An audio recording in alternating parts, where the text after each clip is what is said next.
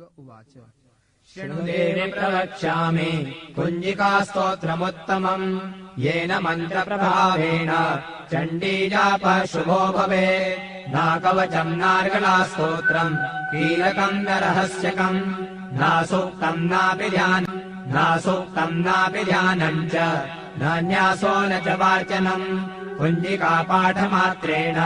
दुर्गापाठफलम् लभेत् अधिगुह्यतरम् देवि देवानामपि दुर्लभम् गोपनीयम् प्रयत्नेन स्वयोनिरेव पार्वती मारणम् मोहनम् वश्यम् स्तम्भनोच्चाटनादिकम्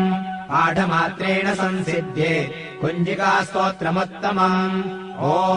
ऐं ह्रीं क्लीं चामुण्डायै विच्चे ॐ ग्लौं हूं क्लीं जूं सः ज्वालय ज्वल प्रज्वल ऐं ह्रीं क्लीं चामुण्डायै विच्चे ज्वल हं सं लं क्षं फट् स्वाहा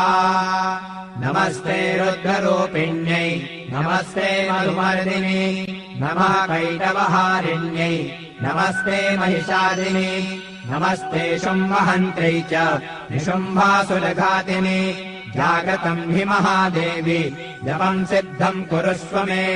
ऐङ्कारी षष्ठिरूपायै ह्रीङ्कारी प्रतिपालिका क्लीं कामरूपिण्यै बीजरूपे नमोऽस्तु ते चामुण्डा चण्डघाती च यैकारी वरदायिनी विच्चे चाभयदा नित्यम् नमस्ते मन्त्ररूपिणी धां धीं धूं दुर्जटेः पत्नी वां वीं ॐ वागधीश्वरी क्रां ह्रीं ह्रूं कालिका देवी शां शीं शूं मे शुभम् कुरु हुं हुं हुंकाररूपिण्यै जं जं जं जम्भनादिनी ह्रां ह्रीं ह्रूं भैरवी भद्रे भवान्यै ते नमो नमः हं कं जं तं तं पं यं शं ह्रीं धूं ऐं वीं हं शं धियाग्रं त्रोटय दीप्तम् कुरु स्वाहा